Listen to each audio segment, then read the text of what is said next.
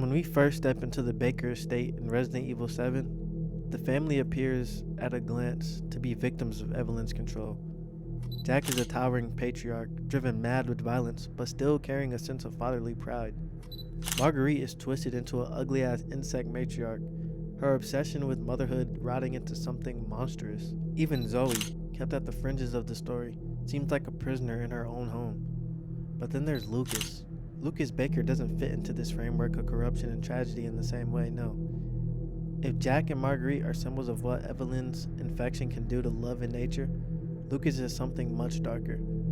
The suggestion that he was broken long before Evelyn even entered the picture. Clues about Lucas's past are scattered throughout the game in journals, emails, and hidden files. We learn that as a child, Lucas was exceptionally intelligent. He excelled in science and technology, building machines and tinkering with electronics far beyond what most kids his age could even imagine. But intelligence doesn't equal empathy. In Lucas's case, his genius was paired with cruelty.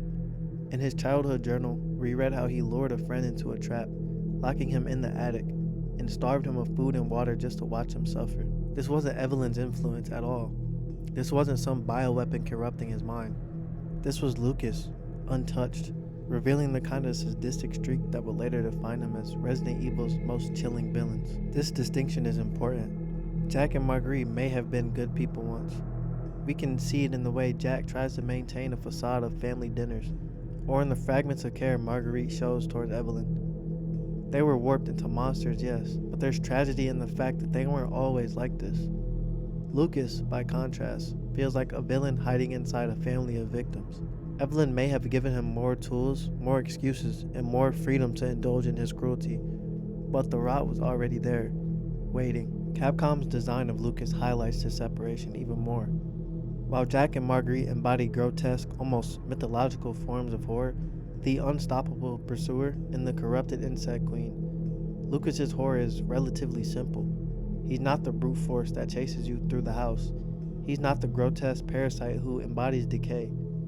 Lucas represents the horror of intellect turned inward, genius weaponized not for survival or progress, but purely for torment. This is why his section in the game stands out from the others.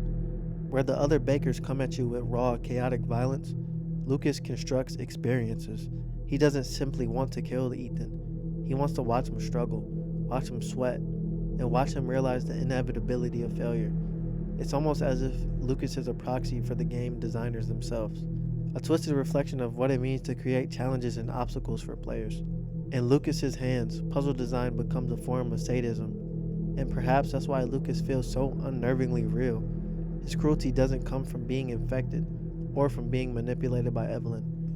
It comes from a human place, the place where empathy should live but doesn't. He is the Baker family's black sheep, the one whose tragedy isn't that he was corrupted, but that he was never truly whole to begin with. In that way, Lucas complicates the entire narrative of the Baker family. He forces us to see that not every monster is born from outside influence. Sometimes, the monster was already inside, waiting for the right moment to come out. This makes Lucas's role in Resident Evil not only effective, but thematically essential.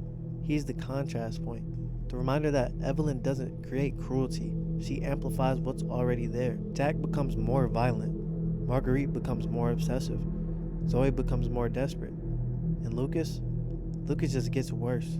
He thrives in this new world because it lets him express himself in the purest way possible. He's an architect of suffering. He even tells Evelyn that not everybody wants to go back to the way things were. And when we consider the tragedy of the Bakers as a whole, Lucas is the fracture point. Jack and Marguerite might have been redeemed in another life. Evelyn and infection turned their love into something poisonous. But it's not hard to imagine them as kind, ordinary people under different circumstances. Lucas shatters that dream. He represents the truth that the Baker family was never truly whole. Even before Evelyn, there was rot in the foundation. And that rot was Lucas. Before we continue, I'd appreciate it if y'all could drop a sub. We trying to hit 500 by the end of the year. Alright, thanks. Back to the video.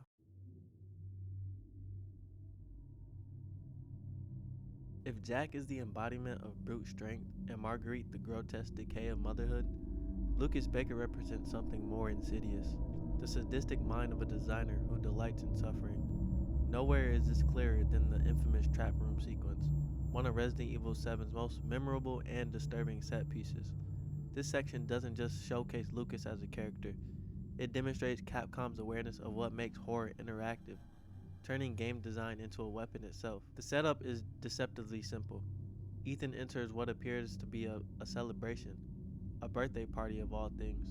There's a cake, there's a timer, and there's even a recording of another victim, Clancy, one of the Sewer Gators cameramen, who has already played this little game. Through VHS tape, we see Clancy trapped in this sadistic puzzle room, forced to solve a series of tasks to escape. At first, it feels almost playful, a twisted carnival attraction, but every step leads Clancy deeper into Lucas's design, until the realization dawns, there is no real escape. The game is rigged, and it has been from the start. The puzzle can't be solved without death. Lucas's genius isn't just in building contraptions, it's in the way he manipulates psychology. The puzzle is filled with objects that beg to be interacted with. A candle that needs to be lit, a barrel filled with oil, a locked door that seems just one step away from opening. And don't even get me started on this stupid ass clown. Each mechanic is built to lure the victim into thinking that they have a chance, but Lucas knows human behavior. He knows that anyone locked in that room will attempt the obvious solutions. That's where the cruelty lies. In the inevitability of failure. The room doesn't test intelligence, it tests hope, and then it crushes it. When Ethan is forced to endure the same trap, the player has the advantage of foresight. By watching Clancy's demise, we know what not to do. We understand the fatal mistake, and this changes the dynamic. Lucas isn't just a villain, he's a twisted game designer setting up rules, punishing failure, but leaving just enough space for the clever to survive. In that sense, Lucas is meta-horror incarnate. He weaponizes our expectations of puzzle solving in video games, turning them against us. The trap room also highlights Lucas's separation from Evelyn's control.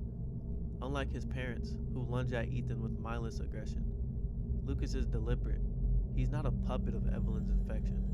In fact, files later reveal that he is secretly in contact with the organization that created Evelyn, manipulating the situation for his own gain. The trap room is evidence that Lucas operates outside of Evelyn's psychic influence. He isn't compelled to behave this way. He chooses to. From a thematic standpoint, this is chilling. Resident Evil has always dealt with the horror of science gone wrong. The Umbrella Corporation, viral outbreaks, experiments without conscience, but Lucas represents the human side of that equation. A brilliant mind with no empathy, using science not for progress, but for amusement. In some ways, he is a mirror to Umbrella itself. Cruelty justified by curiosity, suffering turned into data. Visually, the trap room also feels connected from the organic filth of the rest of the Baker estate. Where Marguerite's lair is crawling with insects, and Jack's domain reeks of mold and rot. Lucas's environment is sterile, mechanical, almost industrial. Wires, screens, cameras, and booby traps define his space. It's as if the house bends to his identity. Where others are consumed by Evelyn's biological nightmare, Lucas thrives in his technological playground. The brilliance of this sequence lies in his pacing. It's slower, more deliberate than Jack's frantic chases, or Margaret's body horror. The tension comes from dread, from the knowledge that Lucas is always watching the player. He's always one step ahead. His taunts over the intercom add layers of psychological pressure. He mocks Ethan not just for struggling, but for even trying at all. For Lucas, suffering isn't a byproduct, it's the whole point. By the time Ethan escapes, the player understands the real danger Lucas poses. He doesn't need superhuman strength or grotesque mutation to be terrifying. His intellect, combined with his utter lack of empathy, makes him one of the most unsettling villains in the Resident Evil franchise. The trap room isn't just a test for Ethan, it's a declaration of Lucas's philosophy. Life is a game, suffering is entertainment, and everyone else is just a pawn in his design. And that's why Lucas lingers in the mind long after the sequence ends. He isn't tragic in the same way as Jack or Marguerite. His tragedy is inverted. He's proof that not every monster is made. Some are born, and given the right tools. They'll build cages, puzzles, and games designed not to test your strength, but to prove your weakness. Lucas Baker's story ends not with fire or bullets, or the cathartic closure that so often defines survival horror, but with absence. He slips away from the narrative, unscathed, untouched, and in many ways unchanged. While Jack is consumed by Evelyn's infection, and Marguerite is reduced to a grotesque husk of herself. Lucas remains intact, the one Baker who isn't swallowed whole by the mold. His absence from the climax of Resident Evil 7 isn't a loose end or a missed opportunity. It's a statement. Because Lucas represents something fundamentally different from the rest of his family. Jack and Marguerite are horrifying because they are tragic, victims of Evelyne's psychic domination, warped into monsters against their will.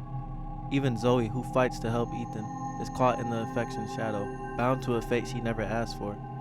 But Lucas doesn't need Eveline to explain him. He doesn't need the mold to make him cruel. He doesn't even need to mutate into some horrific final form to prove his danger. He's terrifying because his sadism is natural, intrinsic, and freely chosen.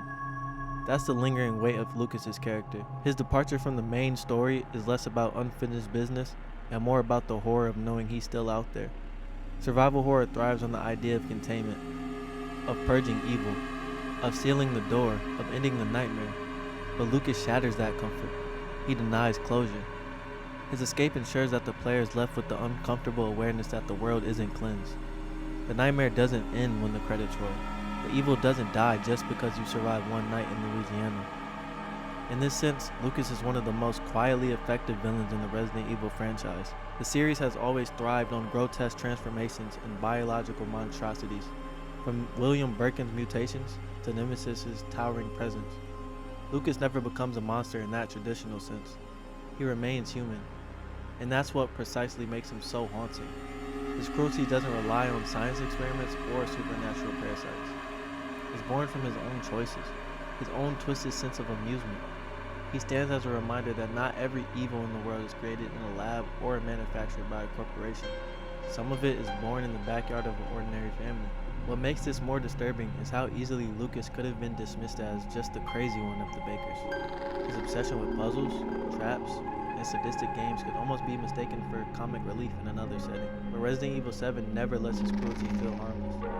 Every trap is lethal, every puzzle is rigged, every taunt is soaked in malice. Lucas represents a type of horror that cuts deeper than monsters or mutation. The horror of intelligence weaponized for cruelty. When we think about the Bakers as a whole, their tragedy lies in what they lost.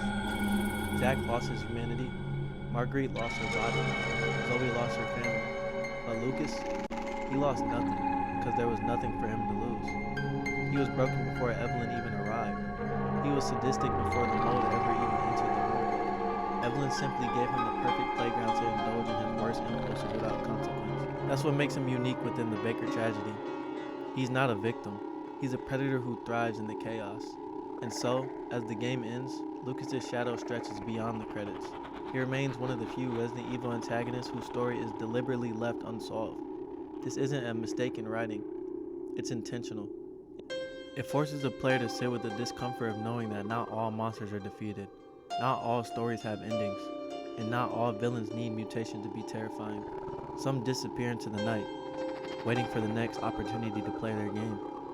Lucas's endurance as a character comes from this lingering unease.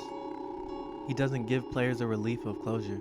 He doesn't give them the satisfaction of a final showdown. Instead, he leaves an open wound, a reminder that horror isn't always something you can kill. Sometimes it walks away, laughing, making plans for the next stage. And in that way, Lucas Baker is perhaps the most dangerous Baker of them all, not because he's the strongest or the most monstrous, but because he's the one who chose cruelty long before any infection took root. His horror is human, and therefore, it cannot be cured.